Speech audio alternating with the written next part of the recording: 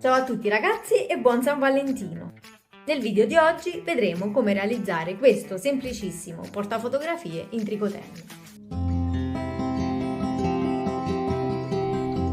Per realizzare la cornice portafoto di San Valentino avremo bisogno di un tubolare realizzato con il tricoten, un paio di pinze, del fil di ferro ed uno stencil con la scritta Love. Io l'ho disegnato a matita su un foglio, anzi su 2 fogli A4, voi se volete potete anche stamparlo dal web.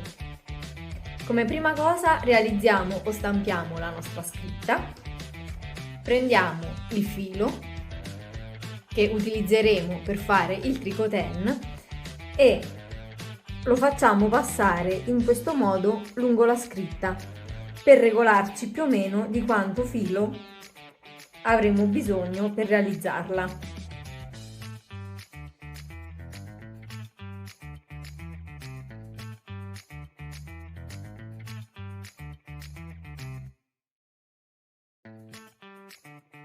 Questa è la lunghezza del tricoten che ci servirà. Io il mio tubolare l'ho già realizzato, adesso vado a prendere il mio fil di ferro e lo taglio per la lunghezza di tutto il mio tubolare. Vado a piegare le estremità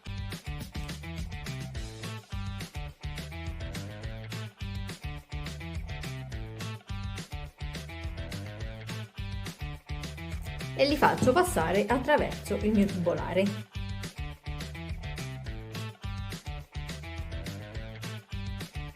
Prendiamo il nostro modello e con le mani pian piano andiamo a seguire la scritta che abbiamo realizzato.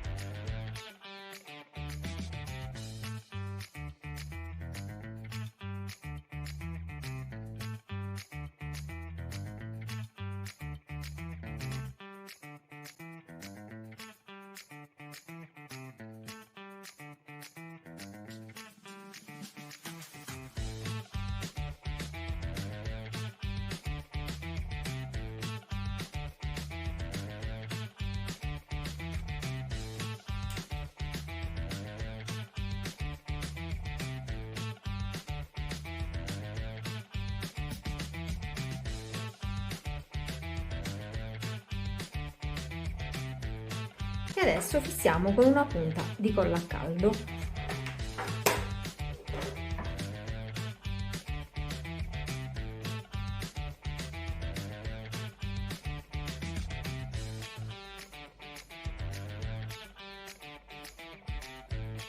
Fissiamo anche sul retro questo filo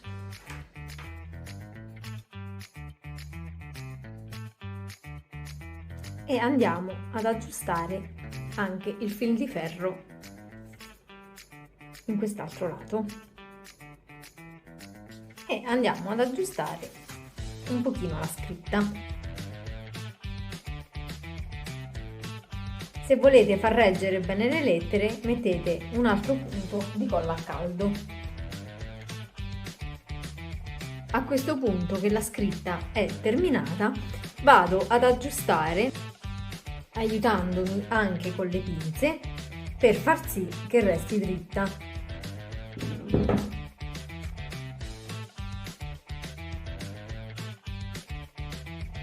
A questo punto possiamo inserire la nostra foto.